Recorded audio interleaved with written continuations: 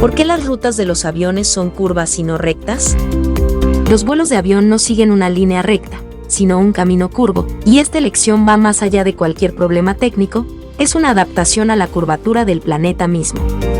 En geometría, aprendemos que la distancia más corta entre dos puntos es una línea recta, pero este principio se aplica solo a superficies planas, no a superficies curvas o esféricas.